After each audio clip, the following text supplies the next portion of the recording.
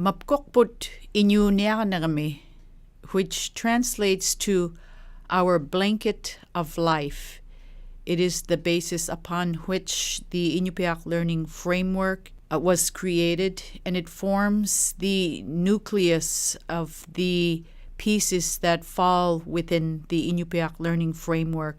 We chose the Mapkuq as a symbol for representing all of the pieces that make up our lives as Inupiat here on the North Slope. And as we all know, the Mapkuq is integral to the celebration of a successful whaling season here on the North Slope. It is a way we were able to bring all of the pieces together in one graphic. In the Inupiaq Learning Framework, there are what we refer to as realms, the four major ones being the environmental realm. In the environmental realm, we look at things such as hunting and survival, respecting the land, the importance of silya. Those kinds of considerations are looked at in the environmental realm. In the community realm, then we have a whole host of different things that range everything from knowing how we're related to one another, knowing the role of elders in our communities and having respect for our elders. In the historical realm, then we have our stories. In the Inupiaq worldview, there are three major genres, and we take a look at those. And we also look at history as a lens from which to view our place in the world from a global perspective. In the individual realm, then we look at things like equipping our students with the skills they need to be able to maneuver in a modern world, to the role of women, the role of men, the importance of naming in our society, and the way in which the Inupiaq people view the life cycle. Those are the four major pieces that make up the Inupiaq Learning Framework. Now, within the Inupiaq Learning Framework, in our Mapkuqput Framework, embedded throughout and permeating the entire concept are the elements of language and spirituality. It is through our language that we are able to express the ways in which we look at the world, the ways in which we interpret the world. And in our language is contained, for example, words that we have no equivalent in English. And so we felt it was very, very important to embed language into each and every one of the other four realms, the environmental, community, historical, and individual realms. So we've done that throughout. We have also included spirituality in this piece. With spirituality is the way in which we look at the world, and in everything we do, there is an element of spirituality. So whether or not we're out hunting, whether or not we're expressing compassion, whether or not we're looking at the ways in which we're related, whether or not we're considering cooperation, in anything and everything we do, there is a spiritual element. And so what we really tried to do was convey the importance of both language and spirituality in the four major realms that I've described. The environmental realm has 6 pieces, if you will. We call them core themes. In the environmental realm are food preparation and care. Now, in food preparation and care, we look at not only the ways in which we prepare food and take care of animals that are caught. We also look at the beliefs that come with that as we're preparing food and taking care of the catch. There are the spiritual pieces that we must also take into consideration. So all of those elements are captured under the core theme of food preparation and care. In hunting and survival, which is represented by the arrow, Again, we look at the actual hunt itself, having knowledge of the land, having knowledge of, for example, the migration patterns of tutu, knowing when the ice is safe, what makes for dangerous conditions, being able to be observant of your surroundings and the environment around you, and also knowing the ways that you have to be able to address the ways in which you're going to survive out there on the land, because the weather can turn on you at not even a moment's notice. So all of those pieces are considered in hunting and survival. Sewing is represented by the needle, and if you're out on the land hunting and something happens to your attire and it's in the middle of January, we all need to be able to take care of our clothing so that we don't freeze while we're out there. By the same token, we should know how to be able to dress appropriately, and being able to dress appropriately generally means that we should have the skills of being able to sew. The hand represents tools, and tools can mean the tools of our ancestors, and developing an appreciation for their ingenuity in that they were able to use very limited resources and yet survive in what all over the world has been described in this frozen land that is dark so much of the year. Our people thrived in this environment, and they were able to create tools from the resources that they had to be able to survive. And it is critical also that we be able to survive using the tools of today. Not only will we have appreciation for our ancestors and the ways in which they used resources, we must also have ingenuity in using the tools of today so that we can continue to advance as a people and be full participants in this global world using the tools we have at hand. The plant represents medicines and healing.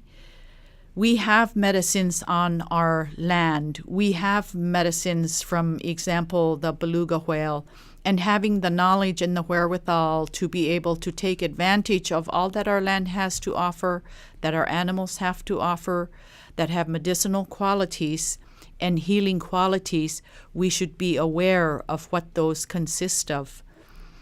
The mountain to the ocean is an expression of the environment. Sila is a concept that exists in the Inupiaq worldview. Sila is the air we breathe, it is our oceans, it is our animals, it is the tundra upon which we walk. It is a very, very important part of our connection to the environment. And so those concepts are captured under the core theme of the environment. The community realm encompasses 8 core themes, and the first that we acknowledge in the community realm is our elders. We were all raised to have respect for elders and to give deference to them. And the group that we worked with felt it was very, very important to continue to convey the reverence with which we look at our elders and the way in which we treat our elders. So we have a core theme that addresses elders.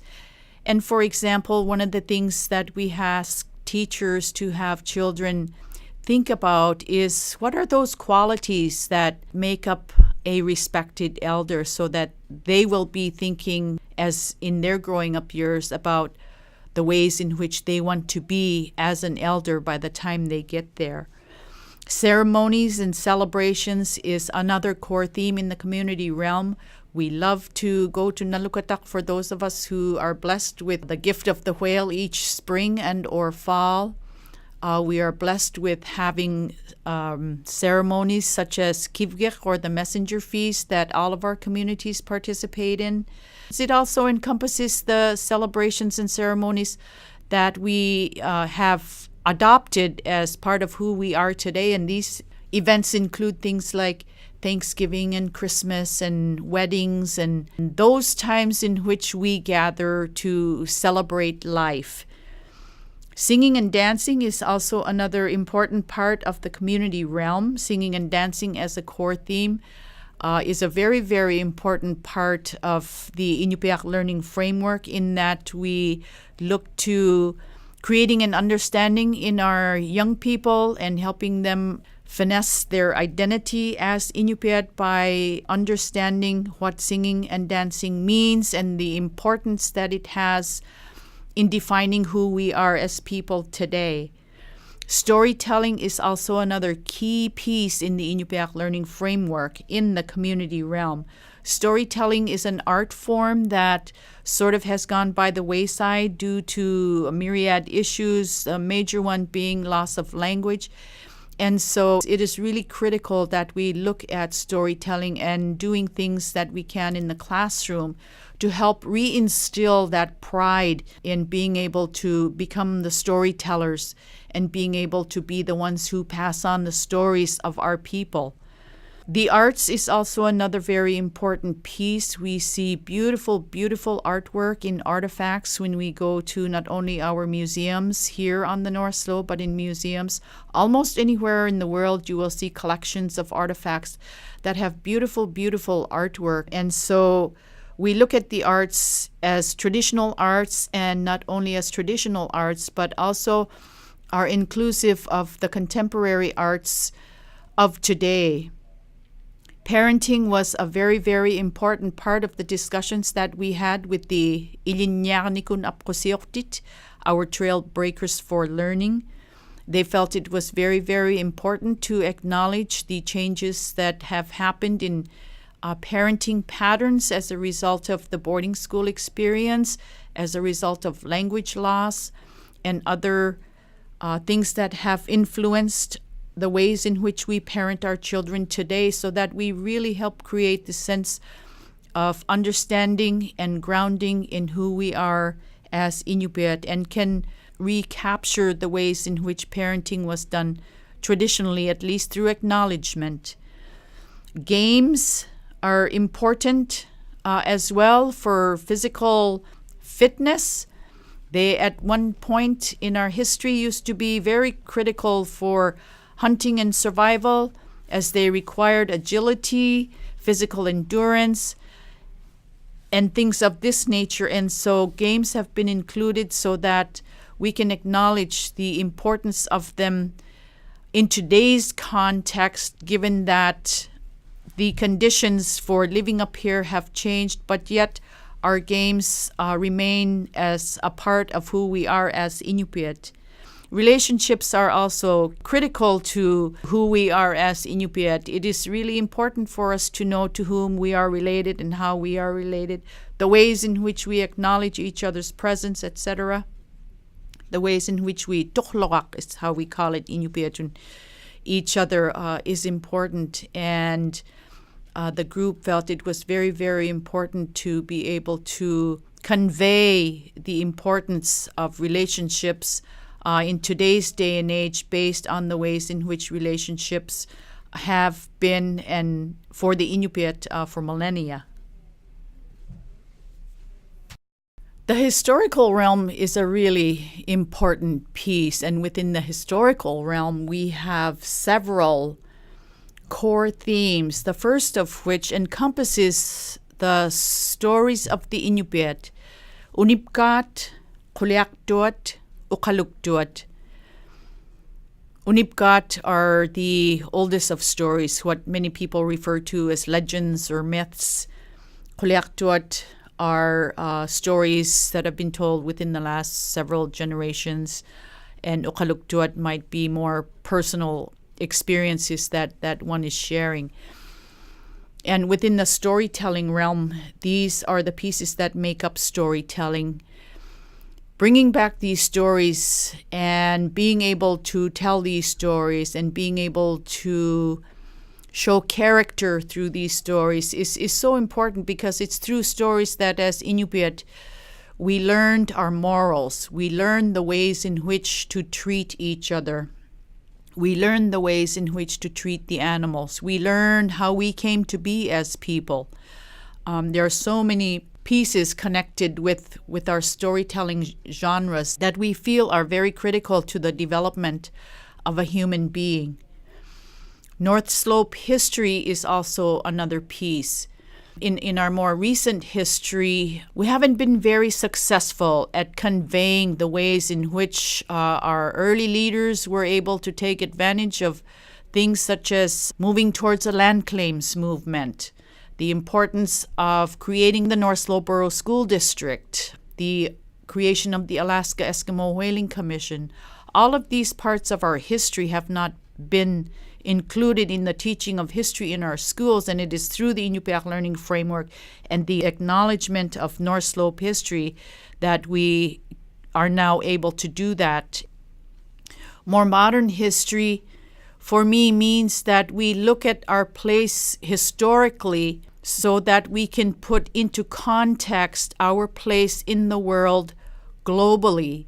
What is our place in the world globally? There are so many influences that have come into our lives anymore, and we need to be able to put things into historical context so that we can have intelligent conversations about our place in society globally today. In the individual realm, there again are more than several core themes.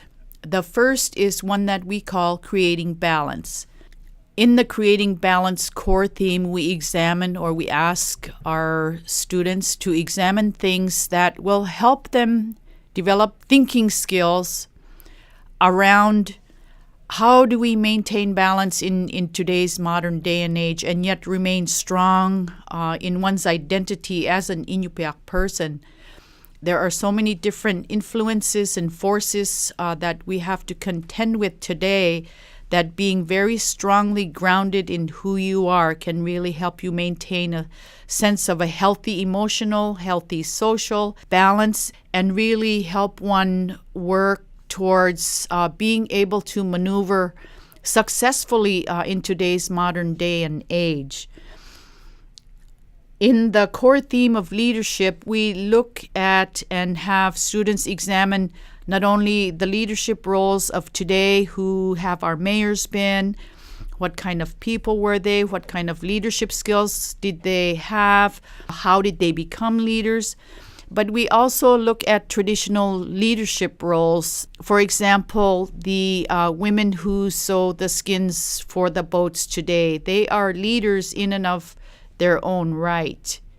And so we have students examine leadership through the lenses of the Inupiat, as well as through the lenses of what would be considered more a leadership role today. We also have women's roles and men's roles. When the Inupiaq group was meeting, they felt it was very, very important to acknowledge the fact that the roles of men and the roles of women have evolved over time. And it's important for us to examine the influences which have created those changes so that we can begin putting into context the reasons behind those changes, and then really do some thinking around the ways in which we might be able to recapture what those roles may have once consisted of and use those as strengths upon which to continue building. Within the individual realm are also values and beliefs. The values and beliefs of the Inupiat really don't vary all that much from the values and beliefs of people across the world. We all believe in being strong in language. We believe in having respect for nature. We believe in being humble. We all believe in sharing. So there are many values and beliefs that cross indigenous peoples all over the world, and we honor the ones that we've recognized as Inupiat in the Inupiaq Learning Framework by virtue of the core theme of values and beliefs in the individual realm. Also in the individual realm is naming. Different societies regard naming in different ways, and for the Inupiaq people, naming is a very, very important part of life. And so what we want to do and what our people said was very important for us to do is to instill a sense of appreciation for the importance of naming in our youth, in our children, and to pass on the beliefs that come with naming. The last core theme in the individual realm is the life cycle, and it is the very middle piece of the graphic. The Inupiat view the life cycle in a particular way, and the importance of being able to share through the perspective of the Inupiat the ways in which the life cycle is viewed, I think is a very, very important piece as well. And it is through the recognition of the life cycle, through the lenses of the Inupiat, that we are able to honor that.